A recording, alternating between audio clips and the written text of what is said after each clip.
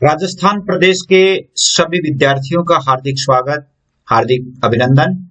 प्रिय विद्यार्थियों, साहित्य क्लासेस में अभी अपन पढ़ रहे हैं मंदाकिनी और मंदाकिनी का यानी हमने पहला, दूसरा, तीसरा यानी तीसरा दूसरा दोनों पार्ट पढ़ लिए। आज हम पढ़ेंगे मंदाकिनी का पहला पार्ट, हिंदी गद्य का विकास।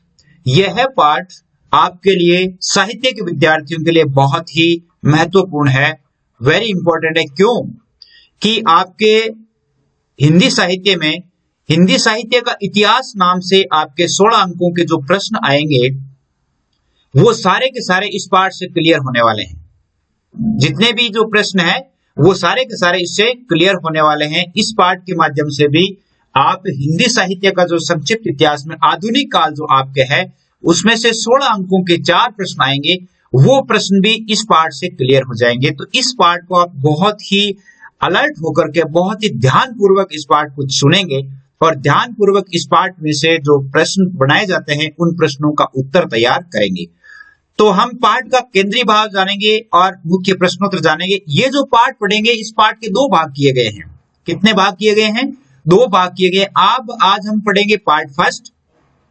पार्ट फर्स्ट में देखिए, एक तो परीक्षा के लिए मुख्य प्रश्नोत्तर तो पढ़ेंगे ही, इसके अलावा हिंदी गद्य का विकास कैसे हुआ और गद्य की क्या परिभाषा है, हिंदी गद्य का इतिहास क्या है, अर्थात ये हमारा जो इतिहास कब से है, हिंदी गद्य, हमारे हिंदी में गद्य का जो शुरुआत है वो कब से हुई, हिंदी गद्य की विभिन्न जो विधाएं हैं हिंदी गद्य में, यानी जैसे कहानी है, नाटक है, एकांकी है, रेखा चित्र है, यात्रा वृत्तांत है, उपन्यास है, संस्मरण है, प्रहसन है, नाटक है, अर्थात अन्य जो विधाएं हैं वो सारी विधाएं कैसे अस्तित्व में आई, इनके संबंध में भी हम पढ़ेंगे। गद्य विधाओं की हमारे जीवन में क्या उपयोगिता है ये भी पढ़ेंगे। ये पार्ट फर्स्ट में पढ़ेंगे। पार्ट फर्स्ट जितना महत्वपूर्ण है उतना ही पार्ट 2 महत्वपूर्ण है। पार्ट 2 में हम पढ़ेंगे कहानी क्या है, कहानी का विकास कैसे हुआ, नाटक की परिभाषा, नाटक के तत्व कौन कौन से हैं, नाटक का इतिहास क्या है, एकांकी क्या है, रेखा चित्र क्या है, यात्रा वृत्तांत क्या है, उपन्यास का क्या है, संस्मरण क्या है, निबंध क्या है, और भी कई विधाएं हैं जो हम पढ़ेंगे। तो ये पाठ आपके लिए बहुत ही महत्वपूर्ण बन जाता है। इस पाठ को आप ध्यान पूर्वक देखेंगे, ध्यान पूर्वक सुनेंगे। इस पाठ के दोनों पाठों के जो प्रश्न है वो प्रश्न भी आप तैयार करेंगे, वैसे आप तैयार करेंगे।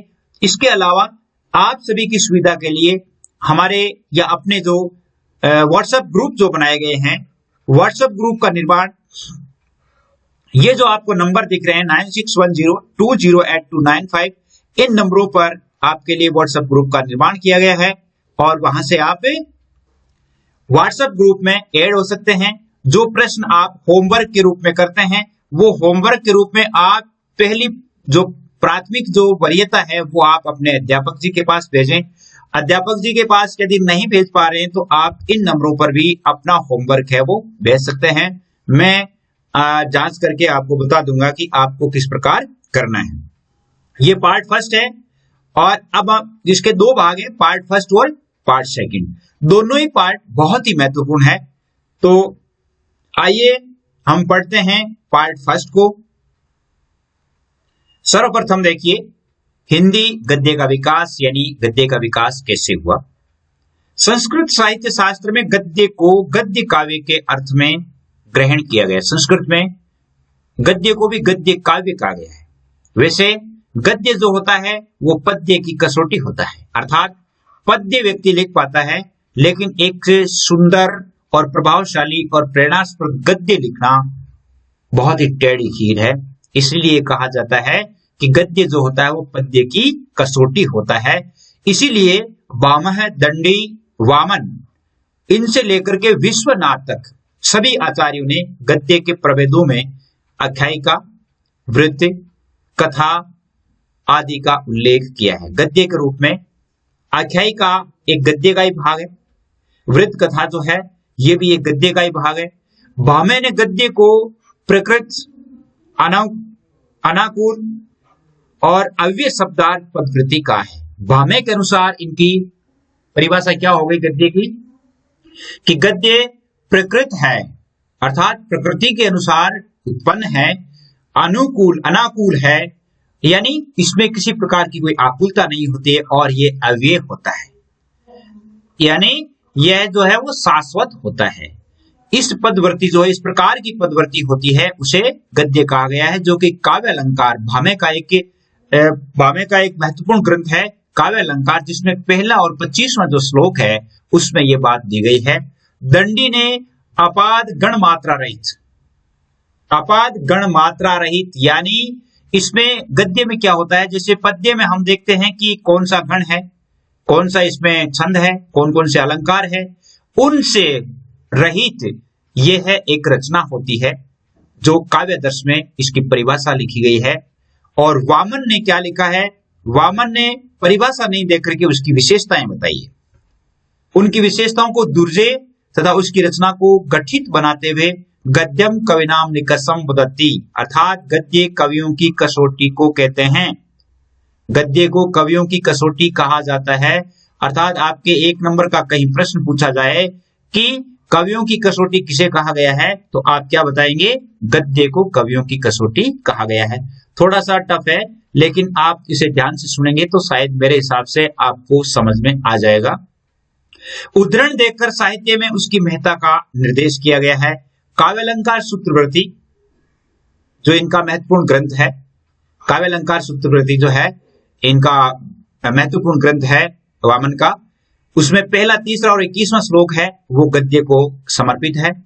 विश्वनाथ का एक महत्वपूर्ण ग्रंथ है साहित्य दर्पण, और उसमें गद्य की कोई परिभाषा नहीं दी गई है, केवल उसे काव्य कहकर उसके 4 भेद बताए गए हैं। विश्वनाथ ने गद्य के 4 भेद बताए। देखिए, इसका प्रश्न आ सकता है कि विभिन्न जो प्राचीन संस्कृत आचार्य हैं उन्होंने गद्य का स्वरूप किस प्रकार बताया, तब आपको ये लिखना है, जैसे भामे, दंडी, वामन, विश्वनाथ, और ये जो इन्होंने कैसे क्या क्या लिखा है इसके बारे में आपको लिखना है। तो विश्वनाथ ने अपने साहित्य दर्पण में किसी प्रकार की कोई परिभाषा नहीं दी, लेकिन उन्होंने गद्य के 4 भेद बताए हैं। मतलब गद्य को इन्होंने काव्य कहा है, किसने, साहित्य विश्वनाथ ने, कि गद्य जो है वो काव्य का नाम है। इसके 4 भेद है, मुक्तक, वृत्तगंधी, उत्कलिका प्राय और घूर्णक, चूर्णक।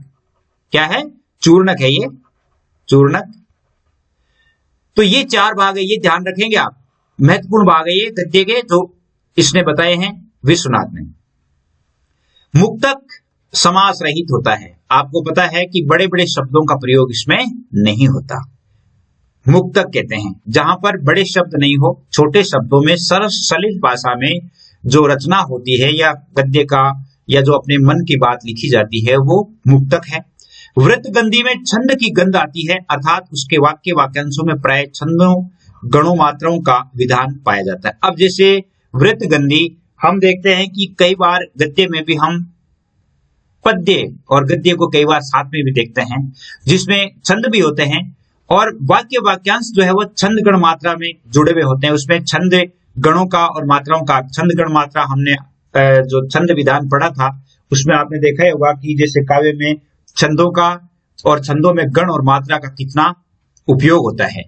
तो दूसरी बात है वृत्तगंधी, यानी जिसमें छंद हो और वाक्यों में प्राय छंदों और गणों का प्रयोग हो, वो वृत्तगंधी कहलाती है। और उत्कालिक क्रिया है, यानी उत्कलिका प्राय जो है वो गद्य दीर्घ समास युक्त होता है, अर्थात जैसे मुक्तक, मुक्तक का उल्टा क्या होता है, उत्कलिका प्राय, जिसमें बड़े बड़े समास युक्त शब्दों का प्रयोग होता है। अपन देखते हैं कई बार, जैसे आप जयशंकर प्रसाद का या आप हजारी प्रसाद द्विवेदी के यदि गद्य को पढ़ते हैं, उनके ललित निबंधों को पढ़ते हैं, तो उनमें आप देखेंगे कि बड़े बड़े समास युक्त शब्दों का प्रयोग है। तो हम कह सकते हैं उन्होंने यानी ललित निबंधों को उत्कलिका जो प्राय गद्य में लिखा है। चूर्णक, चूर्णक को वैसे आप जानते ही हैं, चूर्णक यानी चूर्ण, यदि हम चूर्ण शब्द से देखें, चूर्ण क्या होता है, जिसमें 1 नहीं 2 3 4 चीजें मिली हुई हो, वो चूर्ण होता है। चूर्ण में क्या होता है, छोटे छोटे समासों के प्रयोग होते हैं और कई छोटी छोटी बातें यानी और अन्य भी मिले होते हैं। साहित्य दर्पण में ये 6ठा जो श्लोक है उसमें लिखा हुआ है, 330 में और 331 नंबर पेज पर भी लिखा हुआ है। तो ये था 4 भाग। विश्वनाथ ने गद्य के अंतिम 3 भेद वामन के आधार पर ही दिए हैं। विश्वनाथ के बारे में अभी अपन ने देखा था, यानी जिन्होंने इसका जो प्रचार प्रसार भी किया है।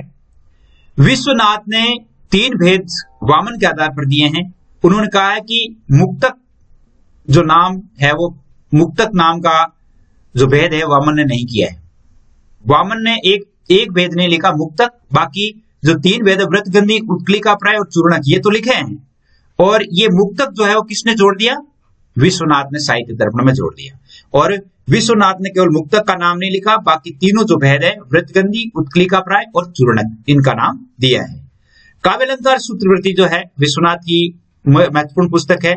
गद्य की इन भेदों की जिन्हें शैली का भेद समझना चाहिए किंचित अधिक स्पष्ट मिलती है। अर्थात विश्वनाथ ने ये जो 3 भाग दिए हैं व्रतगंधी, उत्कलिका प्राय और चूर्णक, इनको अलग अलग शैली में अलग अलग परिभाषा में अच्छी तरह से समझाया है।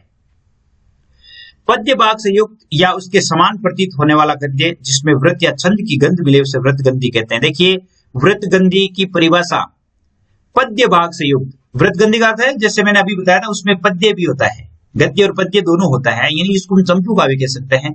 चंपू काव्य जो है, चंपू काव्य लगभग व्रतगंधी में लिखा मिलेगा। जिसमें छंद का विधान भी मिले वो व्रतगंधी होता है। दूसरा है दीर्घ समास से रहित और ललित पदों से युक्त गद्य चूर्णक कहलाता है।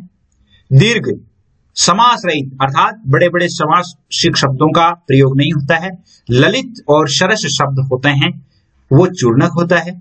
इसके विपरीत दीर्घ समास युक्त और उद्दत पदों से युक्त गद्य को उत्कलिका प्राय कहते हैं। बड़े बड़े समास युक्त शब्दों का प्रयोग होता है, कठिन शब्दों का प्रयोग होता है, वो उत्कलिका प्राय होता है, जो काव्यालंकार सूत्रवृत्ति में लिखा हुआ है। ये था इसका इनकी परिभाषाएं। और संस्कृत साहित्य शास्त्र में जैसे कथा, आख्यायिका, आख्यान, इनको भी गद्य कहा गया है। कथा के दो, चाहे आख्यायिका के दो, चाहे आख्यान के दो, ये सभी क्या है, क्या नाम है, गद्य के ही रूप है। आगे देखिए, जब हम आगे इनके प्रश्न लिखेंगे तो प्रश्न आपको अच्छी तरह से देखने हैं, अच्छी तरह से आपको सुनना है ताकि आप इनका प्रश्नों के उत्तर भी लिख सके।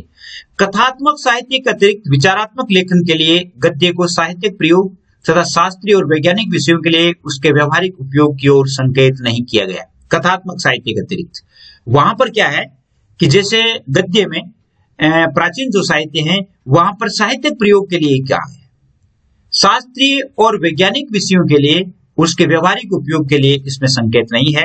गद्य की सबसे सरल, व्यापक और सर्वमान्य परिभाषा यही हो सकती है। अब गद्य की क्या, गद्य किसे कहते हैं, ये प्रश्न बहुत इंपॉर्टेंट बनता है।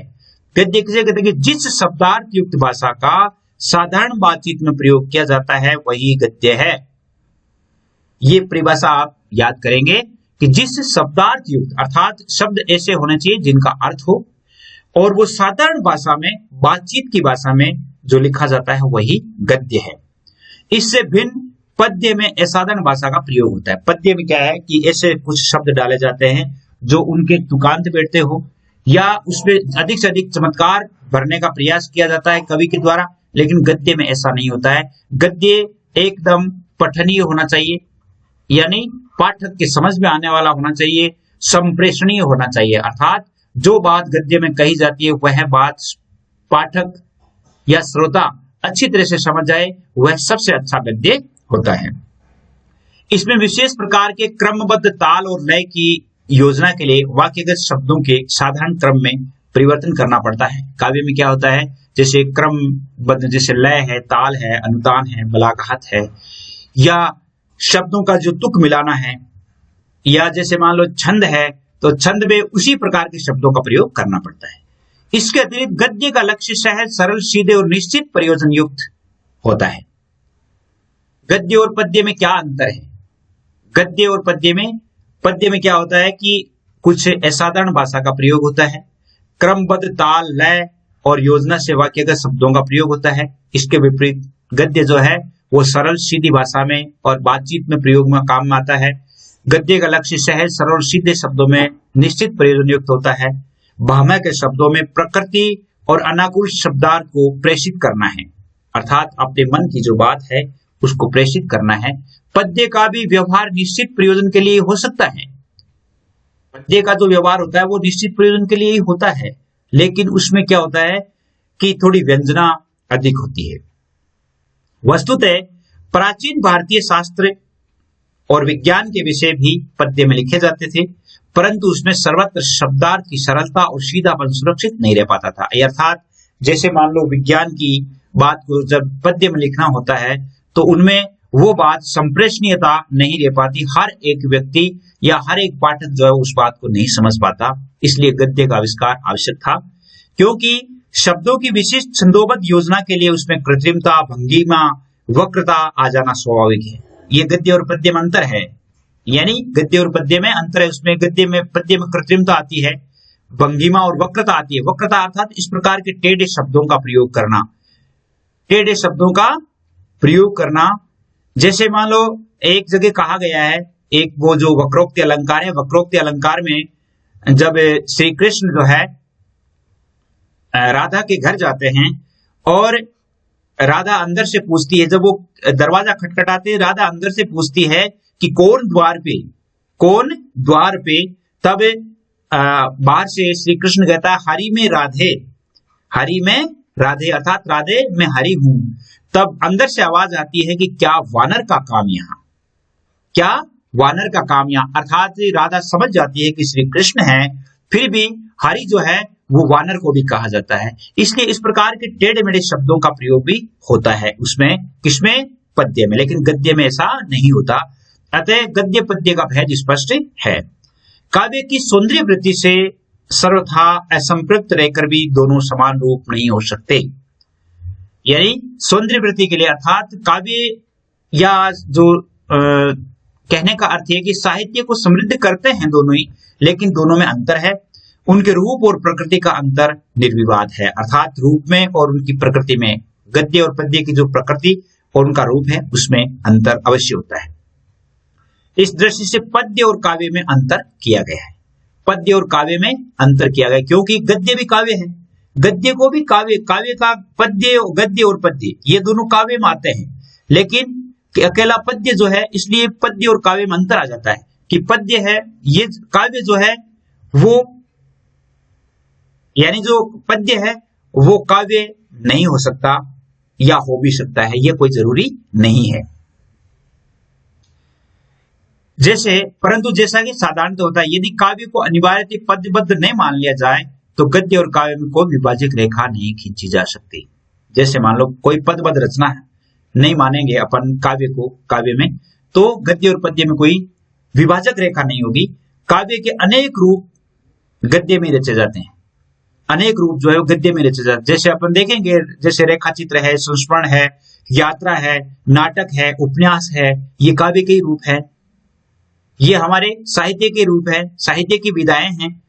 तो ये सब किस में लिखे जाते हैं, गद्य में लिखे जाते हैं। फिर भी गद्य रचना के बाह्य रूपक का ही नहीं बल्कि उसकी आंतरिक प्रकृति का ही द्योतक है। हम अनेक पदबद्ध काव्य कृतियों को गद्यात्मक कहते हैं, बहुत सारी, क्योंकि उनमें संवेदनशीलता की अपेक्षा बोध वृत्ति की प्रधानता होती है। गद्य मुख्यतः बोध, व्याख्या, तर्क, वर्णन और कथा के क्षेत्रों में ही सीमित है।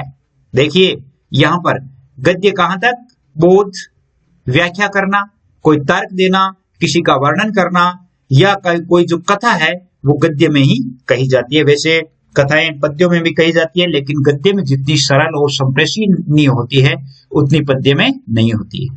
प्रयोग की दृष्टि से गद्य का साधारण रूप वह है जो व्यवहारिक प्रयोग में आता है। साधारण रूप से यदि हम कहें तो गद्य का अर्थ है कि जो हम बातचीत करते हैं ये गद्य है।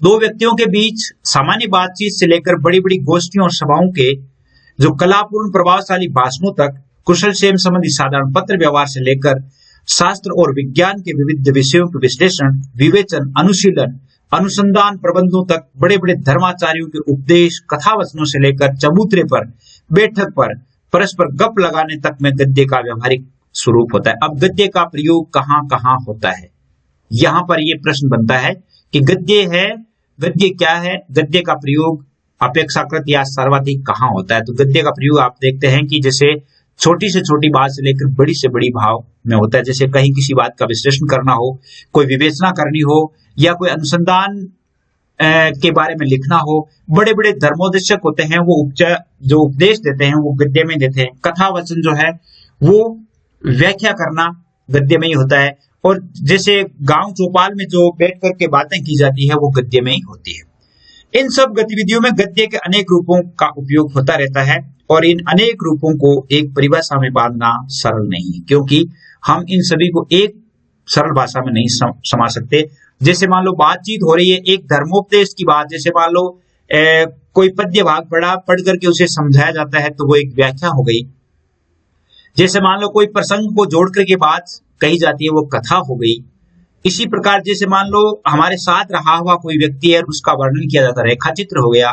हमारे जीवन की कोई अविस्मरणीय घटना होती है और वो घटना हम सुनाते हैं, संस्मरण हो जाता है। यदि हमने किसी देश की यात्रा की है और उस यात्रा के बारे में सुनाते हैं तो वो यात्रा वृतांत हो जाता है। तो हम गद्य को एक सरल परिभाषा में अर्थात एक परिभाषा में नहीं बांध सकते।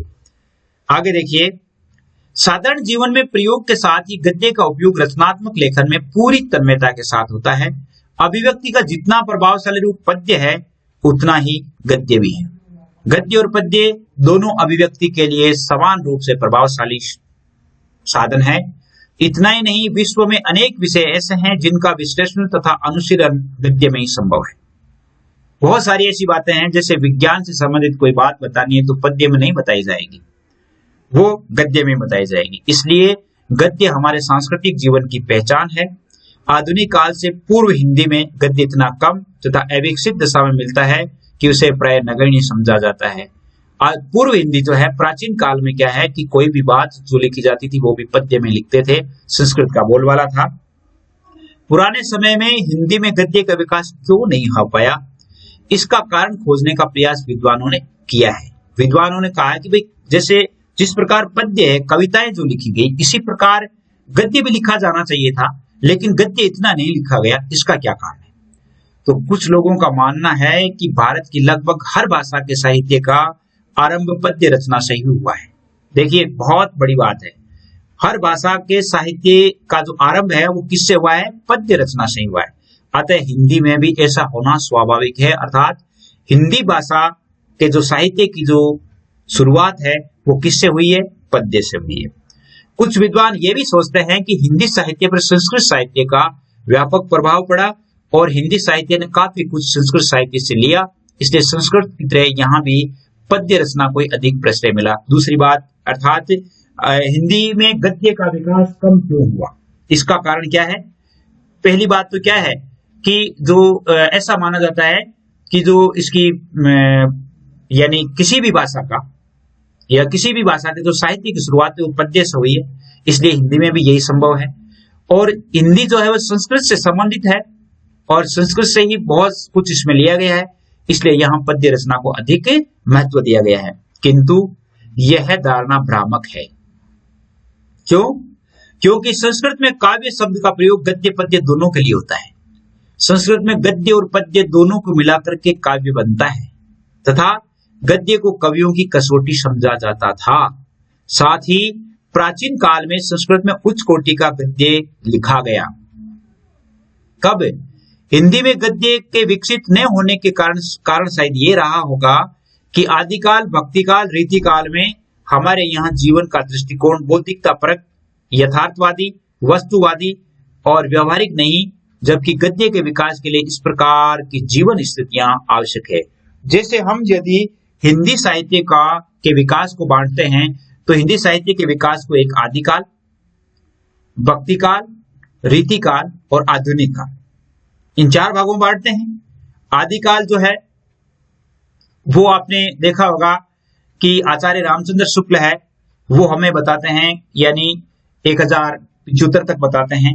इसके बाद भक्तिकाल आ जाता है और 17वीं शताब्दी तक रहता है, और ये 1050 से ये लेकर के, और यहां जैसे भक्तिकाल आ जाता है तो भक्तिकाल जो है वो 1700 ईस्वी तक रहता है, रीतिकाल 1700 से 1900 तक होता है, और 1900 विक्रम संवत से लेकर के आगे का जो समय है वो आधुनिक काल में माना जाता है। तो ये सब इनमें गद्य का विकास कितना हुआ, इसके लिए जब हमारे जो विद्वान हैं उन्होंने जब देखा तो उन्होंने देखा कि बौद्धिकता परक, यथार्थवादी, वस्तुवादी, व्यावहारिक नहीं, जबकि गद्य के विकास के लिए इस प्रकार की, अर्थात हमारा जो समय था वो लोगों ने यथार्थ का उपयोग नहीं किया और व्यवहारिक भाषा का प्रयोग नहीं किया, इसलिए गद्य का विकास कम हुआ। आधुनिक काल से पूर्व हिंदी गद्य बहुत विकसित नहीं था। जब हम आधुनिक हिंदी गद्य के विकास पर दृष्टिपात करते हैं, दृष्टि डालते हैं, तो एक बात स्पष्ट हो जाती है। कौन सी बात?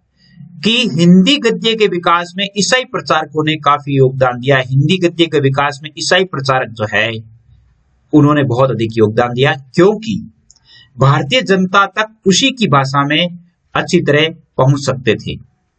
क्योंकि ये जो है वो भारतीय जनता तक अपनी भाषा में, उसी भाषा में अच्छी तरह से पहुंचने का काम जो है वो ईसाई प्रचारकों ने किया था। राजा राम मोहन राय तथा उनके ब्रह्म समाज ने भी हिंदी गद्य के विकास में सहयोग दिया है। राजा राम मोहन राय और ब्रह्म समाज, राजा राम मोहन राय ने और उन्होंने जैसे वेदांत सूत्रों का हिंदी गद्य में अनुवाद कराया। इसने बंगदूत नाम का जो हिंदी में पत्रिका निकाली थी वो भी गद्य में लिखी जाती थी। इसी काल में हिंदी में कई पत्र पत्रिकाओं का प्रकाशन भी हुआ। 1826 में पंडित जुगल किशोर चतुर्वेदी जो थे उन्होंने पहला हिंदी का एक पत्र निकाला था जिसका नाम था उदंत मार्तंड। तो आपसे पूछा जाए कि उदंत मार्तंड जो है वो, यानी ये कहा जाए कि हिंदी का प्रथम अखबार कौन सा था, तो 1826 में निकला हुआ पंडित जुगल किशोर शुक्ल के द्वारा, और वो था उदंत मार्तंड, जो कि कहां से प्रकाशित होता था? कानपुर से प्रकाशित होता था। और इसी परंपरा में राजा शिव प्रसाद के संपादकत्व में बनारस अखबार भी एक अखबार निकलता था। तारक मोहन मिश्र के संपादक में सुधाकर जो है वो अखबार निकलता था। बुद्धि प्रकाश और मुंशी सदाशिव लाल के संपादन में निकलता था। तो ये हिंदी की पत्र पत्रिकाएं थी जिन्होंने हिंदी गद्य के विकास में बहुत अधिक योगदान दिया। तो पत्र पत्रिकाओं का हिंदी गद्य के विकास में क्या योगदान रहा, इसके लिए देखिए यहां से आप लिख सकते हैं कि जैसे पहला जो अखबार था हिंदी का, या राजा राम मोहन राय और ईसाई मिशनरियां जो थी, इन्होंने हिंदी गद्य के विकास में बहुत अधिक योगदान दिया। और इसके साथ साथ जैसे पंडित जुगल किशोर शुक्ल है और जिन्होंने उदंत मार्तंड नाम का प्रथम अखबार निकाला। इसी परंपरा में जैसे राजा शिव प्रसाद ने बनारस अखबार, सुधाकर तारा मोहन मिश्र ने, और बुद्धि प्रकाश जो अखबार है वो मुंशी सदाशिव लाल ने निकाला था। इनके पत्र निकले जिन्होंने हिंदी गद्य की परंपरा को समृद्ध किया। आधुनिक हिंदी गद्य का सही विकास जो है भारतेंदु हरिश्चंद्र के उदय के साथ होता है। भारतेंदु हरिश्चंद्र 1850 से लेकर के 1885 यानी 35 साल की उम्र में वो खत्म हो गए थे, लेकिन फिर भी इतने छोटे काल में भी भारतेंदु हरिश्चंद्र ने इतना साहित्य और हिंदी को इतना समृद्ध कर दिया था कि हिंदी वहां से चली, फिर हिंदी ने पीछे मुड़कर देखा नहीं, अधिक से अधिक विकास किया। भारतेंदु ने अपनी गद्य शैली को अत्यंत व्यावहारिक और समय की आवश्यकता के अनुरूप ढाला था कि हमारी जो भाषा है वो क्या है, उसके संबंध में उन्होंने बताया था। आगे देखिए, उन्होंने हिंदी को न तो संस्कृत तत्सम शब्दावली से बोझिल होने दिया, किसने, यानी किसने नहीं होने दिया? 1850 से 1885 तक भारतेंदु हरिश्चंद्र ने उर्दू फारसी शब्दों का सार्थक प्रयोग को हतोत्साहित किया। न उन्होंने उर्दू और फारसी शब्दों का प्रयोग करके और सार्थक जो शब्द थे उनको भी उन्होंने लिया। उन्होंने विषय वस्तु, भाव विशेष एवं रूप विशेष के अनुसार विभिन्न प्रकार की शैलियों का प्रयोग किया। जैसे प्रणय विरह या शोक के प्रसंगों में उनकी शैली अत्यंत कोमल और मधुर हो जाती है, तो हास्य के प्रसंगों में चुलबुलेपन से युक्त हो जाती है। भारतेंदु हरिश्चंद्र उन्होंने प्रणय विरह, शोक गीत या जैसे हास्य, इनमें अलग अलग भाषाओं का, अलग अलग शब्दों का प्रयोग इन्होंने किया है। वस्तुतः भारतेंदु भाषा के मर्म को समझने वाले प्रतिभाशाली रचनाकार थे। भाषा के मर्म को समझने वाले सबसे जो प्रतिभाशाली रचनाकार थे वो कौन थे? भारतेंदु। तथा उसे विषय, भाव एवं प्रसंग के अनुसार ढालने में माहिर भी थे। भारतेंदु जी के समकालीन कौन से? राजा शिव प्रसाद सितारे हिंद, राजा लक्ष्मण सिंह, ऐसे लेखक रहे हैं जिन्होंने हिंदी गद्य के विकास में महत्वपूर्ण योगदान दिया है। हिंदी गद्य के लेखक में राजा शिव प्रसाद सितारे हिंद, राजा लक्ष्मण सिंह, इन्होंने भारतेंदु युग के अन्य लेखक कौन कौन से थे? जैसे देवकीनंदन खत्री, बाल मुकुंद गुप्त, बालकृष्ण भट्ट, प्रताप नारायण मिश्र, श्रीनिवास दास, राधा कृष्ण दास, राधाचरण गोस्वामी, बद्री नारायण चौधरी प्रेमधन, श्रद्धाराम फिल्लोरी, किशोरीलाल गोस्वामी जो कि एक ऐतिहासिक लेखक हैं, लज्जाराम मेहता आदि ने उल्लेखनीय रचनाक्रम तथा हिंदी गद्य की परंपरा को समृद्ध किया। देखिए यहाँ पर जो आधुनिक हिंदी साहित्य का जो आधुनिक काल है वो पूरा का पूरा आपके कंप्लीट अर्थ में हो रहा है। आप इसमें से बहुत कुछ, यानी आपके कई बार प्रश्न आता है कि भारतेंदु काल के लेखकों के नाम लिखिए या भारतेंदु काल के कवियों के नाम लिखिए, तो आप इनके नाम लिख सकते हैं। इन लेखकों ने गद्य की अनेक विधाओं में लिखा तथा हिंदी प्रचार प्रसार को रचना कर्म का लक्ष्य भी बनाया। और उस काल में देवकीनंदन खत्री जिन्होंने चंद्रकांता और चंद्रकांता संतति नामक अपनी पुस्तकें लिखी थी, उनका प्रकाशन हुआ था। वो एक महत्वपूर्ण घटना थी हिंदी गद्य के विकास की। लोगों ने इन उपन्यासों को पढ़ने के लिए हिंदी सीखी। देवकीनंदन खत्री जो है उनके द्वारा चंद्रकांता और चंद्रकांता संतति जो उपन्यास लिखे गए, उन उपन्यासों की इतनी लोकप्रियता थी, यही नहीं देश विदेश में भी, विदेशों में भी इनकी इतनी लोकप्रियता थी कि लोगों ने इन उपन्यासों को पढ़ने के लिए हिंदी को सीखा था। और ये हिंदी गद्य की शक्ति का प्रमाण है। बाल मुकुंद गुप्त, बालकृष्ण गुप्त भट्ट, प्रताप नारायण मिश्र ने उच्च कोटि के निबंध लिखकर इस विधा को गरिमा प्रदान की। इन्होंने ललित निबंधों का, बाल मुकुंद गुप्त, बालकृष्ण भट्ट, प्रताप नारायण मिश्र ये निबंधकार थे। इन्होंने भी निबंध जो है वो भी एक गद्य विधा ही है। इस काल में हिंदी गद्य के विकास में आर्य समाज आंदोलन की महत्वपूर्ण भूमिका रही। इस आंदोलन ने धर्म, समाज, शिक्षा, साहित्य आदि क्षेत्रों में अपनी वैचारिक क्रांति प्रदान की। आर्य समाज ने उत्तर भारत की बौद्धिक चेतना को झकझोर दिया था। बौद्धिक चेतना का संबंध गद्य से सीधा होता है, क्योंकि विचार विमर्श, तर्क वितर्क, चिंतन मनन के लिए जो बौद्धिक प्रयास होते हैं वे गद्य में ही संभव होते हैं। बौद्धिक चेतना के लिए गद्य का सीधा संबंध होता है, क्योंकि अगर कोई से विचार विमर्श करते हैं, किसी बात पर सोचते हैं, उस पर तर्क वितर्क करते हैं या कोई चिंतन मनन करते हैं, तो वो सारे के सारे प्रयास है वो किसमें संभव है? गद्य में संभव है। स्वामी दयानंद सरस्वती ने अपना सत्यार्थ प्रकाश जो है वो ग्रंथ हिंदी में लिखा, और जिसमें उन्होंने वैदिक धर्म की व्याख्या के बाद वेद विरोधी धर्म संप्रदायों का खंडन भी किया था। उन्होंने सत्यार्थ प्रकाश जो लिखा, सत्यार्थ प्रकाश में वेदों की जो व्याख्या की है वो गद्य में की गई है और वो हमारी हिंदी में की गई है। यहां हम यह कहना चाहते हैं कि आर्य समाज ने अपने सुधार कार्यों के माध्यम से हिंदी गद्य के विकास में योगदान दिया था। आर्य समाज के प्रभाव के कारण ही हिंदी में अनेक जीवन चरित्र, इतिहास ग्रंथों, साहित्यिक ग्रंथों, धार्मिक ग्रंथों, शास्त्रीय ग्रंथों का प्रणयन हुआ था। आर्य समाज के कारण ही, आर्य समाज के प्रभाव से हिंदी में अनेक पत्रिकाएं प्रकाशित हुई। जैसे गद्य महावीर प्रसाद द्विवेदी ने नई गति प्रदान की गद्य को, और हिंदी का प्रचार प्रसार तथा हिंदी स्वरूप का स्त्रीकरण जैसे द्विवेदी जी के जीवन का लक्ष्य था।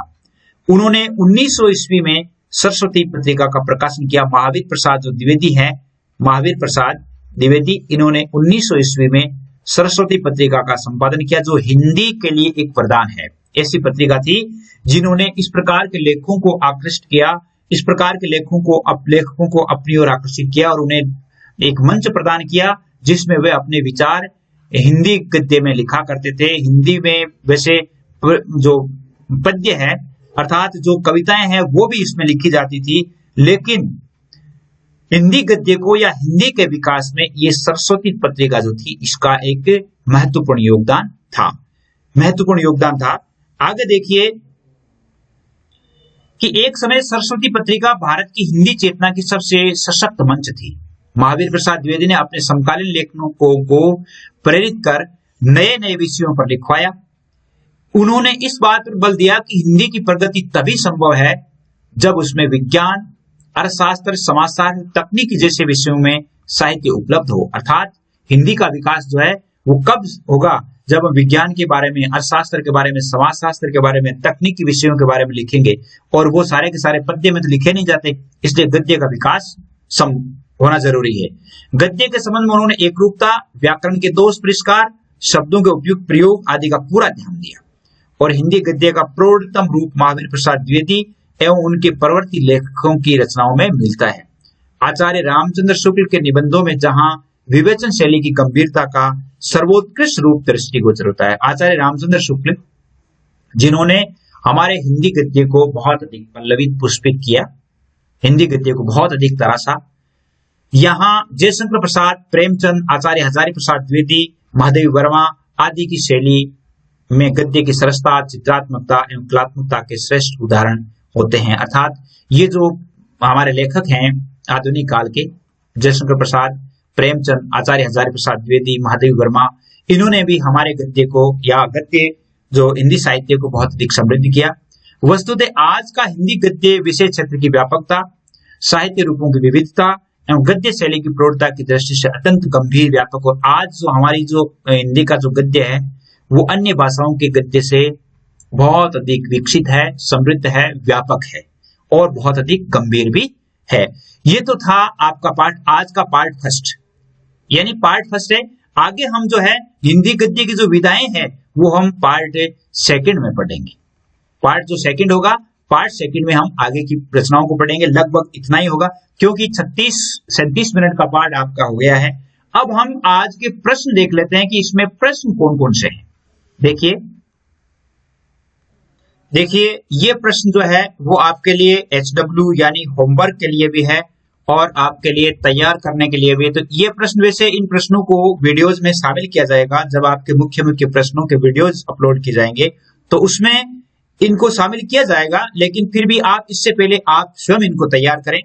पहला प्रश्न है आपके, आचार्य विश्वनाथ ने गद्य के कौन कौन से भेद बताए हैं, उनका वर्णन करना है। 4 जो साहित्य दर्पण में उन्होंने लिखा है उनके बारे में लिखना है।